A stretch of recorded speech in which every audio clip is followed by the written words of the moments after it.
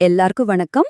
பிசிக்ஸ்ல electrostatics சாப்டர்ல சில கணக்குகள் பார்க்கவே கொஞ்சம் பயமுறுத்துற மாதிரி இருக்கும் இல்லையா? ஆனா உண்மையில அது ரொம்ப சுவாரஸ்யமானது. அந்த மாதிரி சில கடினமான கணக்குகளை எப்படி ரொம்ப சிம்பிளா சால்வ் பண்றதுன்னு தான் இன்னைக்கு நாம பார்க்க போறோம். ரெடியா? வாங்க ஆரம்பிக்கலாம். இந்த மாதிரி கையெழுத்துல இருக்கிற கேள்விகளை பார்த்த உடனேயே அடடா இது ரொம்ப கஷ்டமா இருக்குமேன்னு தோணும். நீங்க மட்டும் இல்ல, நிறைய பேருக்கு அப்படிதான் தோணும். ஆனா கவலையே வேண்டாம். நாம ஒன்னா சேர்ந்து இத ஸ்டெப் பை ஸ்டெப்பா உடைச்சு எவ்வளோ ஈஸியா இதுக்கு விட கண்டுபிடிக்கலான்னு பார்க்க போறோம். சரி, இன்னைக்கு நம்மளோட பிளான் என்னன்னா, முதல்ல நம்ம எடுத்துக்கிட்ட அந்த 3 பிசிக்ஸ் பசில்ஸ் என்னன்னு பார்ப்போம். அதுக்கப்புறமா முதல் கணக்கு, அதாவது கெப்பாசிட்டர்ஸ் இன் சீரீஸ் பத்தி பேசுவோம். அடுத்து அந்த ஹாலோ ஸ்பியர் கணக்கையும், கடைசியா ஒர்க் அண்ட் எனர்ஜி சம்பந்தப்பட்ட 3வது கணக்கையும் தீர்க்க போறோம். எல்லாத்தையும் முடிச்சப்பறம் இந்த கணக்குகளை தீர்க்கறதுக்கு நமக்கு உதவிய கோர் பிரின்சிபல்ஸ் என்னன்னு ஒரு சின்ன ரீகேப் பண்ணலாம். ஓகேவா? ஓகே, நம்மளோட முதல் பகுதி இந்த 3 பிசிக்ஸ் பசில்ஸும் என்ன சவாலை நமக்கு கொடுக்குதுன்னு பார்க்கலாம் வாங்க. இங்க பாருங்க, இடது பக்கம் இருக்கிற மாதிரி கையெழுத்துல இருக்கிற ஒரு கேள்விய வலது பக்கம் இருக்கிற மாதிரி ரொம்ப தெளிவான ஸ்டெப் பை ஸ்டெப் சொல்யூஷனா மாத்த போறோம். இதுதான் இன்னைக்கு நம்மளோட மிஷன். ரொம்ப சரி, இப்ப நம்ம முதல் கணக்குக்கு வந்தாச்சு.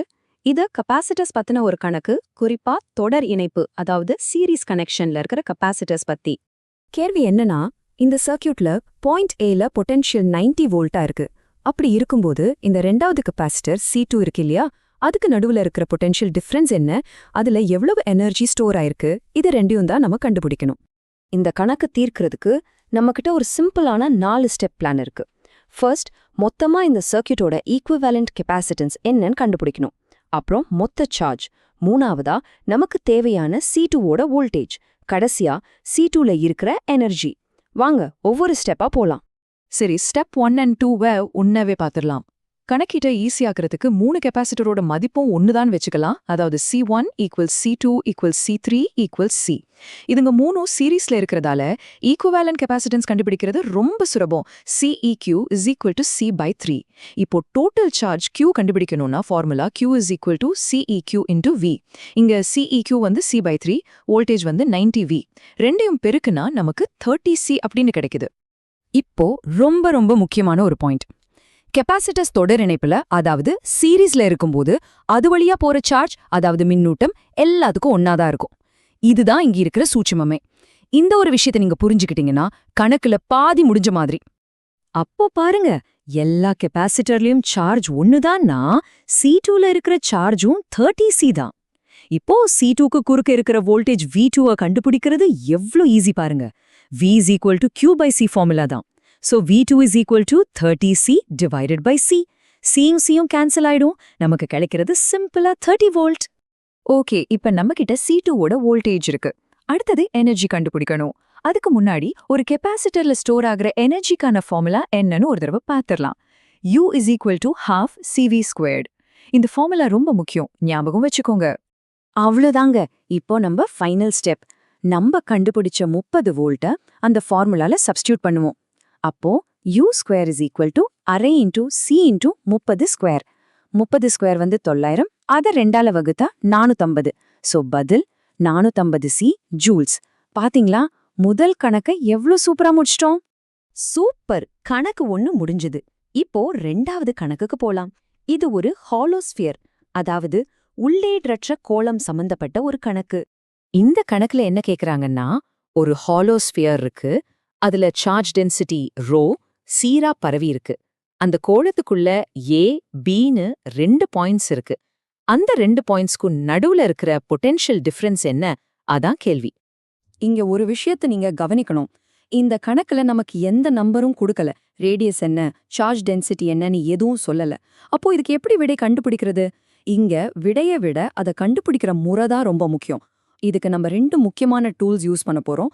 ஒன்னு காஸஸ் லா, இன்னொன்னு இன்டிகிரேஷன். காஸஸ் லா வச்சு எலக்ட்ரிக் ஃபீல்டு E கண்டுபிடிச்சு அப்புறம் அதை இன்டிகிரேட் பண்ண நமக்கு பொட்டென்ஷியல் டிஃபரன்ஸ் கிடைச்சிடும். VB - VA is equal to minus integration E.dl. இதுதான் அதுக்கான அடிப்படை சமன்பாடு. சரி, நாம இப்போ நம்மளோட 3வது ஃபைனல் சவாலுக்கு வந்தாச்சு. இது ஒர்க் அண்ட் எனர்ஜி கான்செப்டை கனெக்ட் பண்ற ஒரு அருமையான கணக்கு. விரிவடைகிற ஒரு ஸ்பெரிக்கல் ஷெல் பத்தினது. இந்த கணக்கோட செட்டப் என்னன்னா, ஒரு ஸ்பெரிக்கல் ஷெல் இருக்கு, அதோட ரேடியஸ் R, அதுல இருக்கிற சார்ஜ் வந்து Q. இப்போ அந்த ஷெல்லோட சென்டர்ல ஒரு 2q சார்ஜ் வச்சிருக்காங்க. இந்த ஷெல் என்ன ஆகுதுன்னா Rலேந்து 4Rக்கு விரிவடையுது. அப்படி விரிவடையும் போது அந்த எலக்ட்ரிக் ஃபீல்டு செஞ்ச வேலை, அதாவது work done by the field என்னன்னு நம்ம கண்டுபிடிக்கணும். இங்க கேள்வியில இருக்கிற வார்த்தைகளை ரொம்ப கவனமா பார்க்கணும். ஒர்க் டன் பை த ஃபீல்டா இல்ல ஒர்க் டன் ஆன் த சிஸ்டமான ரெண்டுத்துக்கும் சின்ன வித்தியாசம்தான். நாம இங்க கண்டுபிடிக்க வேண்டியது மின்புலத்தால் செய்யப்பட்ட வேலை. இதுக்கு ஃபார்முலா W = -ΔU, அதாவது அமைப்போட பொட்டென்ஷியல் எனர்ஜி குறையும். ஞாபகம் வச்சுக்கோங்க, நம்மளோட மாஸ்டர் கீ இதுதான். Work done by a conservative field, இங்க electric field, is the negative change in potential energy. அதாவது W -ΔU. இதை நாம U initial - U final னு எழுதலாம். இந்த ஒரு ஃபார்முலா தான் இந்த மொத்த கணக்கையும் தீர்க்க போகுது. ஓகே, இதுக்கும் நம்மகிட்ட ஒரு தெளிவான ஸ்டெப் பை ஸ்டெப் பிளான் இருக்கு. முதல்ல சென்டர்ல இருக்கிற 2q சார்ஜ் உருவாக்குற பொட்டென்ஷியல் என்னன்னு பார்க்கணும். அப்புறம் ஷெல் Rல இருக்கும்போது அதோட இனிஷியல் எனர்ஜி என்னன்னு கணக்கிடணும். அடுத்து அது 4Rக்கு விரிவடைஞ்சதும் அதோட ஃபைனல் எனர்ஜி என்னன்னு கண்டுபிடிக்கணும். கடைசியா W = U initial - U final ஃபார்முலால போட்டா வேலை முடிஞ்சது. இப்போ கணக்கிட்ட பாருங்க. பொட்டென்ஷியல் எனர்ஜி U = QVன்னு நமக்கு தெரியும். இங்க Q ஷெல்லோட சார்ஜ், V சென்ட்ரல்ல இருக்கிற 2q சார்ஜ் உருவாக்குற பொட்டென்ஷியல். அப்போ ஆரம்ப ஆற்றல் U initial R தூரத்துல இருக்கும்போது Q × V of R. அதே மாதிரி இறுதி ஆற்றல் U final 4R தூரத்துல இருக்கும்போது Q × V of 4R. அதோட சமன்பாடுகளை தான் நீங்க இங்க பாக்குறீங்க. ஃபைனல் ஸ்டெப், நாம கண்டுபிடிச்ச U initial இருந்து U final கழிக்கணும். W = U initial - U final. ரெண்டு சமன்பாட்லயும் பொதுவா இருக்கிற டேர்ம்ஸை வெளியில எடுத்தா நமக்கு 1/R - 1/4Rன்னு உள்ள வரும். இதை சுருக்குனா 3/4R. எல்லாத்தையும் சேர்த்து பெருக்குனா ஃபைனல் ஆன்சர் W = 3q²/8πε0R. அவ்வளவுதான், கணக்க முடிச்சிட்டோம். 3 கணக்கையும் வெற்றிகரமா முடிச்சிட்டோம். வாங்க இப்போ ஒரு சின்ன ரீகேப். இந்த 3 கணக்குகளையும் சால்வ் பண்றதுக்கு நமக்கு உதவிய அந்த கோர் பிரின்சிபல்ஸ் என்னன்னு ஒரு தடவை பார்த்திடலாம். இந்த 3 விஷயங்கள் தான் நம்மளோட முக்கியமான டேக்அவேஸ். 1, கெப்பாசிட்டர் சீரீஸ்ல இருந்தா சார்ஜ் 1 தான். 2, பொட்டென்ஷியல் டிஃபரன்ஸ் வேணும்னா எலக்ட்ரிக் ஃபீல்டை இன்டகிரேட் பண்ணணும். 3, work done by the electric field negative change in potential energy, அதாவது W = -ΔU. இந்த 3 கொள்கைகளும் உங்க விரல் நுனியில இருந்துச்சுன்னா எலக்ட்ரோஸ்டாட்டிக்ஸ்ல வர்ற எந்த கணக்கையும் நீங்க ஈஸியா ஹேண்டில் பண்ணலாம். சரி, நாம இந்த பகுதியை முடிக்கிறதுக்கு முன்னாடி உங்களுக்காக ஒரு சின்ன சிந்தனை. நம்ம பார்த்த அந்த 3வது கணக்குல சென்ட்ரல்ல இருந்த சார்ஜ் +2q பதிலா ஒருவேளை -2qவா இருந்திருந்தா என்ன நடந்திருக்கும்? ஒர்க் டனோட மதிப்பு பாசிட்டிவா இருக்குமா, நெகட்டிவா இருக்குமா, இல்ல அதேதான் இருக்குமா? யோசிச்சு பாருங்க. நீங்க கத்துக்கிட்ட கான்செப்டை வச்சு இதுக்கு விடை கண்டுபிடிக்க முயற்சி பண்ணுங்க.